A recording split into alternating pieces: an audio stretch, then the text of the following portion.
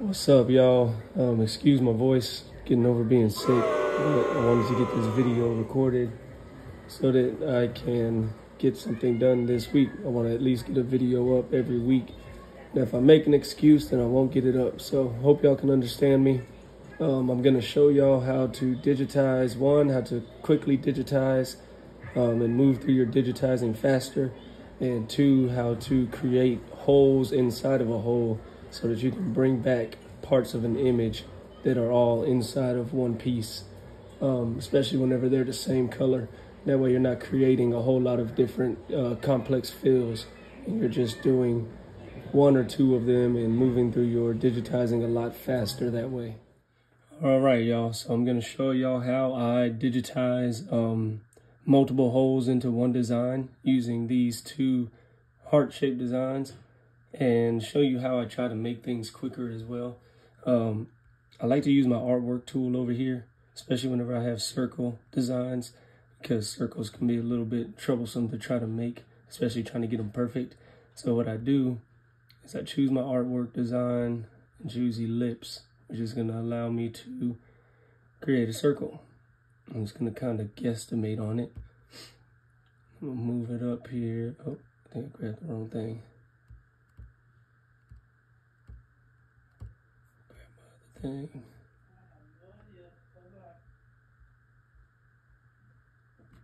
And I'm going to kind of center it, and then I'm going to just manually pull it to the edges on all the sides. This will get it a nice even circle. Go all the way around, make sure that line is good all the way around. And then what I'm going to do is I'm going to use my mouse. And I am going to right click while I have this selection where I can resize it. If you right click it while it's under transform, it's not going to give you these options. It's going to give you a different set of options. So you have to be under your resizing and manipulation tool, right click, and I'm going to convert this. And you have all your options, your different stitch options to convert it to.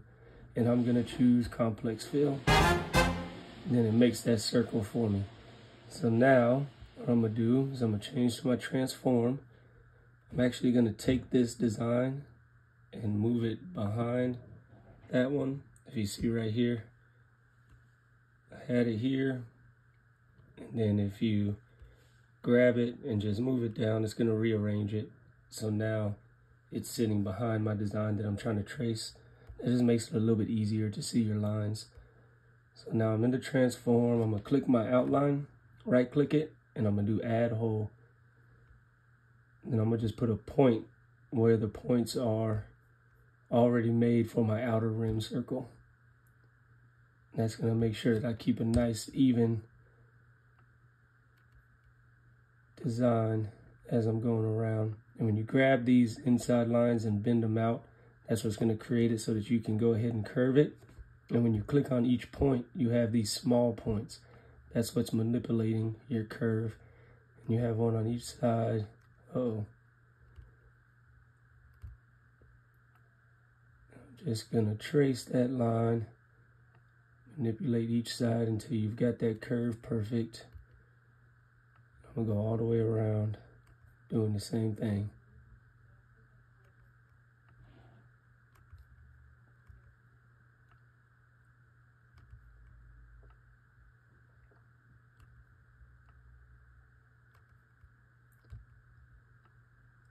Sometimes you may have to move your points so that they're even on top of your outline, just so you don't have any divots or anything like that in your design. And you won't see those until you take your design that you're tracing out of the picture. That's whenever you'll start to see the imperfections in it. I can kind of see them already just from being experienced with it, knowing what to look for. So there, I've got that outer rim circle made now.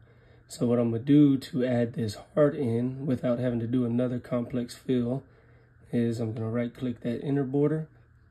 I'm going to do add hole again. I'm going to trace the outside of this heart. You don't need to make a whole lot of points. I like to put my points where the curve is changing the curve direction. So right now it's just looking like this, but you pull out that curve, pull this one in, pull that out. Now you can manipulate it to make that shape. And this is a really simple design.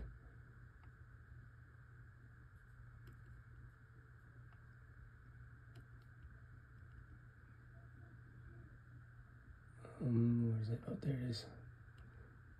Sometimes it's hard to find those little blue dots that you need to grab.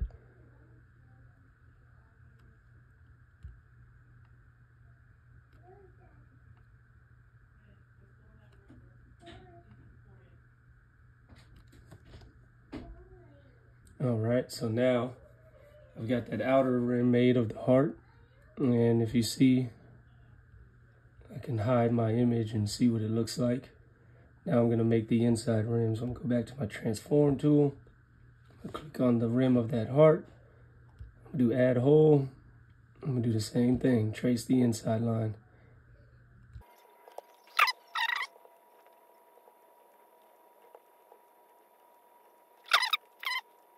All right, now I've got that design finished.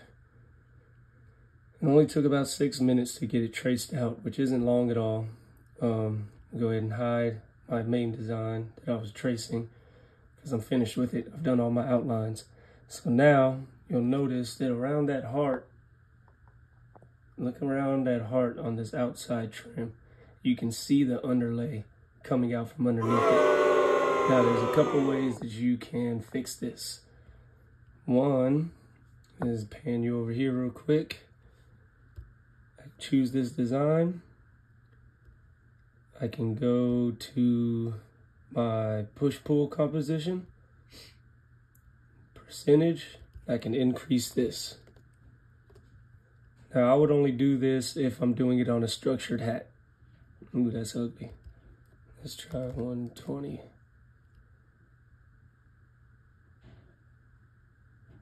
You know what? I don't know why that push-pull percentage isn't really working with it. I'm gonna take it off. I'm gonna take it all the way off and just keep it flat. So that's one way that you can manipulate the thickness of your line. Oh, I know why. It's because I'm on complex fill. Push-pull composition is only for whenever you're on a satin stitch. So y'all couldn't see here. Let me show you what happened. Whenever I'm on complex fill and I change my push-pull, look how it pulls my edges out. I put it at 150 at first. This one's at 120. This is at 150. Look at that. That's really ugly. And it's only doing that because I'm not in satin stitch. I'm in the complex fill right now. So I'm just take my push-pull off for now. I can show y'all that later because I am going to change this to a satin. So what other decision that I can make in order to manipulate that is I can click this little folded tab paper here, the underlay, and I can take the inset and the zigzag inset. I could decrease that. So say I bring it down to 0.2, and then let's say I take my stitch length down too, so that the stitches aren't traveling as far. And let's see what happens. Whenever I press apply, I'm gonna let y'all watch it. You see that, how it takes it into inside the border. So now I've gotten rid of that underlay being exposed from my complex fill. This is good if I want to do a flat. If I'm just going to run a flat design, not on a structured hat, I would be good. This design would be done. I can go in here and change my start and finish, which on flats, I like to start from the inside. So I start from the inside of the design and I like to move out. So I put my start at the heart and my end somewhere out here on the outer rim of this deal. Enter.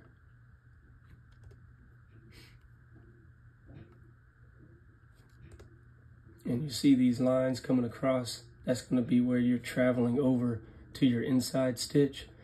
And you can just cut these off at the end of your design, or what I show you later is going to show you how to get rid of them. There's still going to be one where it jumps, but sometimes it's easier to just cut one piece, then worry about cutting a bunch of them, especially if you're going to be doing like 100 hats or something like that. Better to just be cutting one at the end of your stitch than cutting 3. Obviously 100 cuts compared to 300 cuts is a big difference on a large job.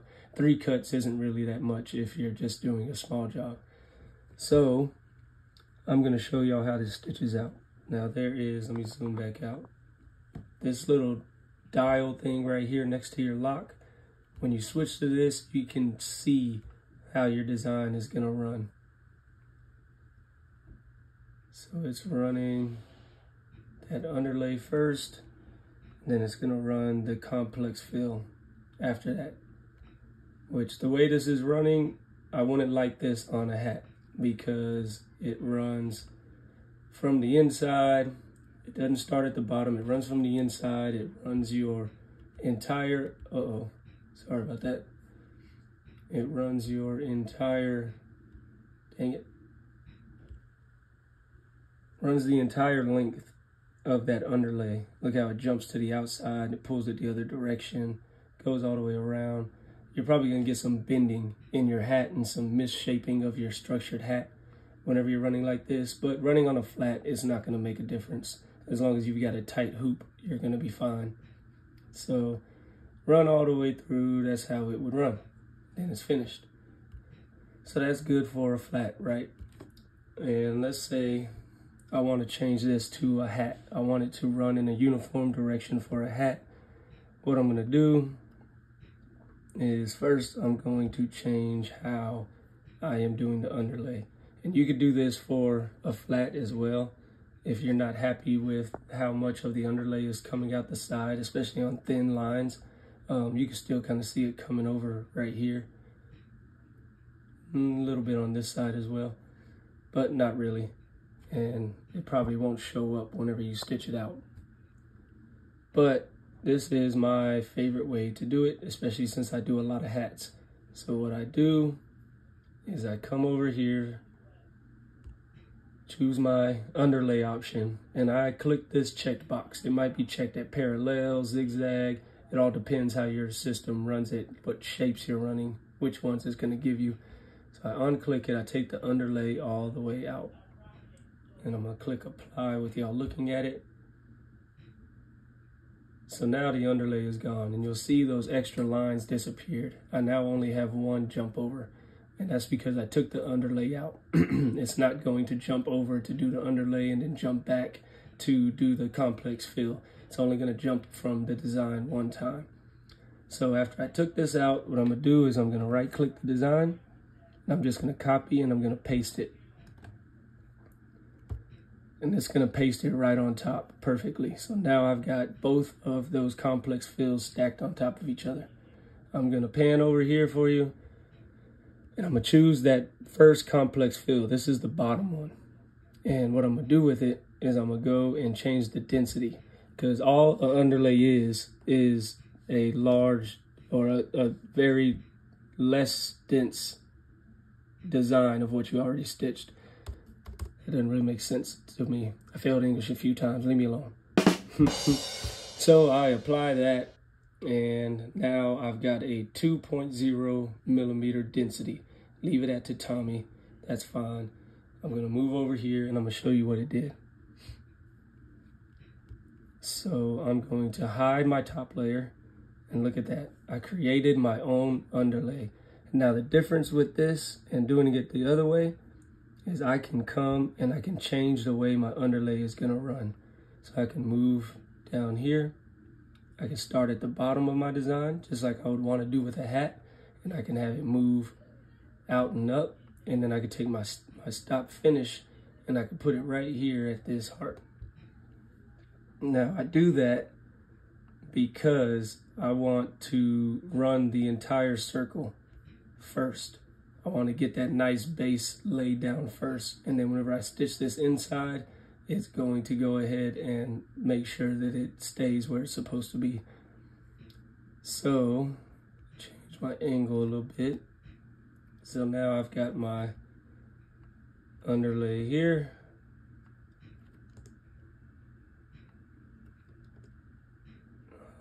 I'm just playing with the angle. I can tell how it's going to stitch out by the inside of these fills. Now I'm going to go and bring back my top layer. I'm going to do the same thing with this. And really you should do your start, finish, and your angle before you change over to, before you copy and paste it. That way they're the exact same. I'm gonna have to play with this a little bit to get it to be the same as the other one. Let's see. I can just switch back and forth and see where they were. Okay, so I'm gonna pull this down here, pull this up a little bit. There we go. That's pretty much the same. And you want them to be the same because whenever it runs over your hat, it's gonna do it uniform. It's gonna do it the same way that the underlay is gonna lay down the exact same way the top lay lays down, and you're not gonna get any loss of registration. Now, the way this runs as a complex fill, I don't really like it for a hat, right? Because, let me go back to where I was. I don't really like it for a hat because it does the full circle. It does that full circle all the way around on my first stitch, which I don't want, right? I want it to start here, go up to the top, and then do the same thing right there. So what I'm gonna do is change this to a satin stitch. Convert to satin. All right, so I've got this changed to a satin stitch, right? And if I'm doing a structured hat, I do not need an underlay. I use underlays for shirts, hoodies, cloth, and stuff like that, because what an underlay does is it lays down a base for you for your complex fill or your satin stitch to stitch over. It's going to give that cloth, whatever you're stitching onto, some structure. It's going to give it some structure to be laid down on top of. That way you're not going to lose any shape whenever you wash the garment. You're not going to lose any shape whenever your tension might be a little high, or say you're stitching it out and you're doing a satin stitch. It's not going to close it. So it gives it structure. That's what an underlay does.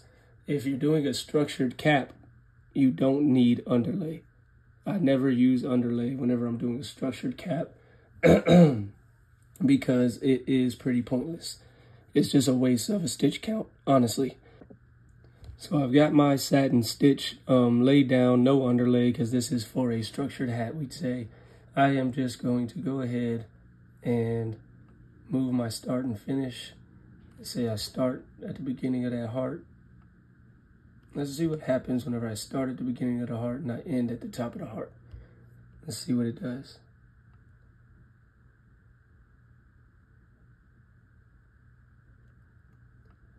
Don't really like the way that circle went. My heart stitches out perfect. You see how the heart starts at the bottom? Does one side, travels to the top of that other side of the heart, and it comes back to the bottom and goes up. That's going to keep any bending of the hat, warping of the hat. It's going to keep the hat nice and symmetrical while you're running that design. The circle, I don't mind this first part, but as soon as it finishes that first part at the bottom, it travels around and then it's going to come all the way around.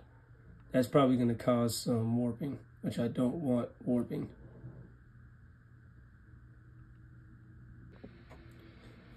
All right, now I can't seem to get my inside heart and the outside circle to run how I want them to run. That runs perfect, the inside heart, but I don't like the way the circle runs. I want it to run from the bottom up and then maybe to here, and then from the bottom up to there. That way it doesn't do any warping on the structured hat. This is just for a structured hat. It's not as important whenever you're doing flats. Whenever I'm doing flats, I like to work from the inside out and kind of just do a little spread out. And I feel like that helps keep anything from bunching up, keeps it from when you take it off the hoop from it all scrunching together. If you were to do like the outside first and then start doing the inside, because when you do the outside, you're going to place down that base. And then when you start doing the inside, especially if there's a lot of fill and a lot of thread going into it, it's going to pull in. It's going to cause bunching whenever you take it off of the hoop. So whenever I'm doing flats, I like to move from the inside out. Whenever I'm doing hats, I like to move from the bottom up and the inside out. But bottom up is the most important part whenever doing hats. I can't seem to do bottom up on both of these with this as one design. So what I'm going to do is I'm going to change this. And if I were to right click it and do break apart, look what it does. Now I've got two pieces. Let me go back so that that's centered where it was supposed to be. Now I've got this in two pieces. So now what I can do is I can take my start point, put it at the bottom, and then my end point to put it at the top. Now that circle should travel top to bottom. It should go one of these directions to the top, other way to the top. Vaguely, it should do that for the most part. It won't be perfect, but you'll see what I'm talking about. In the heart, I can now manipulate this by itself, just like that. So I'm starting at the bottom, ending at the top of the design. So now let's go through the process. Starting with the heart on the inside. Nice, that's perfect. The way that travels. If you see what I'm saying, it is going to travel up this bend right here, and then it's going to come up to the top, and it's going to go back to the bottom, and it's going to travel from the bottom back to the top. If it would have kept on going down to here, you might have met at the end there. You might have been a little bit off, because it's going to pull that structure as these curves are happening. It's going to pull that and pull it in, and you don't want that. So that did perfect. Now it's going to do my top.